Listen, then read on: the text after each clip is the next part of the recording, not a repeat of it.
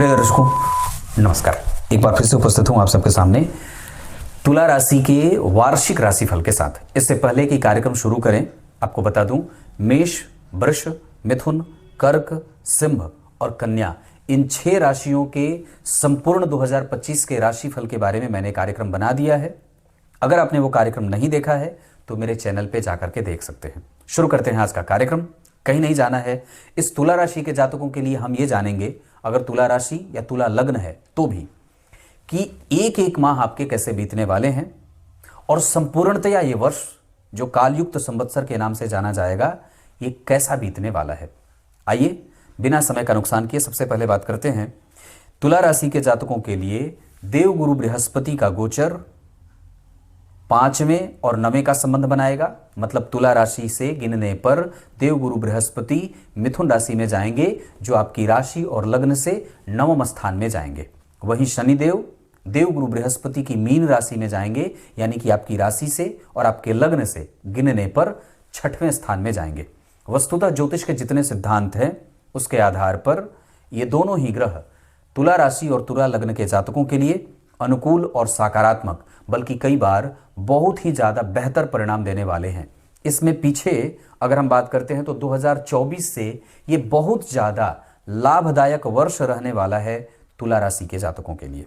अब मैं एक एक विषय पे बात कर दूं तो तुला राशि और तुला लग्न के जातकों के लिए इस पूरे वर्ष में मांगलिक कार्य में सहभागिता बढ़ेगी या विवाह आदि के शुभ संकेत की प्राप्ति हो रही है। नौकरी, नई नौकरी के मिलने के योग बनेंगे, लाभ के योग बन रहे हैं, कहीं से पैतृक संपत्ति, व्यापार में लाभ आदि। साथ ही साथ विदेशी व्यापार आदि अगर करते हैं उसमें भी फायदा होगा।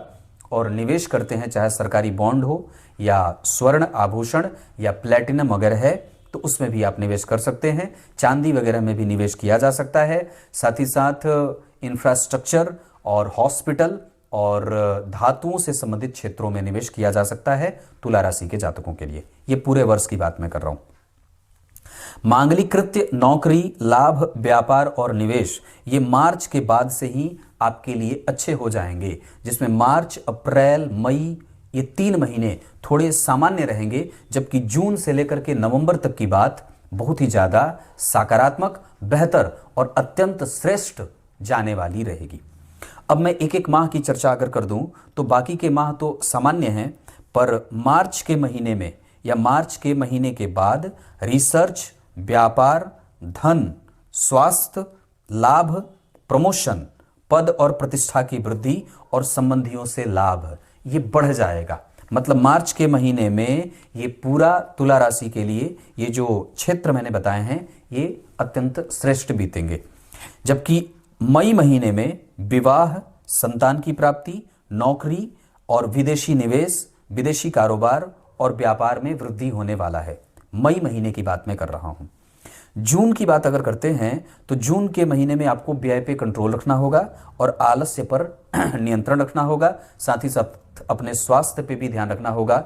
पत्नी के साथ मतभेद न हो, बच्चों के साथ आपके संबंध बुरे नहीं होने चाहिए। अगर मैं सितंबर की बात करता हूं तो सितंबर महीने में व्यय कंट्रोल होगा, स्वास्थ्य लाभ में जाएगा, विदेशी निवेश में फायदा होगा, दांपत्य में थोड़ी बहुत कड़वाहट आ सकती है। मतलब ये सितंबर महीने में।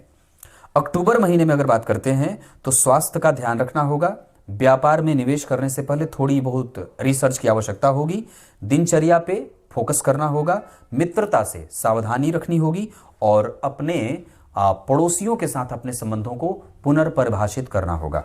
ये विशेष माह मार्च, मई, जून, सितंबर और अक्टूबर, इन महीनों में इन विषयों का ध्यान रखना होगा। बाकी ऐसे टोटल तरीके से अगर बात करते हैं तो ये टोटल जो काल युक्त संवत्सर है 2025 के जनवरी से लेकर के दिसंबर 2025 तक का ये पूरा काल बड़ा ही बेहतर, 2024 से 100% अच्छा और सकारात्मक परिणाम देने के मामले में आगे रहेगा। इसके अतिरिक्त तुला राशि के जातकों को क्रोध पे नियंत्रण रखने की आवश्यकता होगी, विशेषतया जून महीने में। इसके अतिरिक्त तुला राशि के जातकों को इस पूरे वर्ष किसी भी अनजान महिला के संपर्क में आने से बचना होगा और अपने बीपी, शुगर, जठराग्नि, पित्त आदि से संबंधित समस्याओं पे कंट्रोल करना होगा। अब मैं बात करता हूं तुला राशि और तुला लग्न के जातकों को क्या पूरे वर्ष में उपचार के तौर पे करना चाहिए। गाय की सेवा, पशुओं की सेवा। गाय पशु नहीं है, गाय हमारी माता है। इसके अतिरिक्त जितने पशु हैं उनकी सेवा, और साथ ही साथ प्रत्येक दिन मंदिर का दर्शन और चांदी के पात्र में भोजन ग्रहण करना या जल पीना। रात्रि में निश्चित रूप से अगर हो सके तो हरा पालक अगर बन पड़े तो किसी गौशाला में रात में रख दिया जाए, सुबह ले जाकर के उसे गाय को खिला दिया जाए। इसके अतिरिक्त मंदिर दर्शन देवी मैया का बड़ा ही लाभदायक होगा।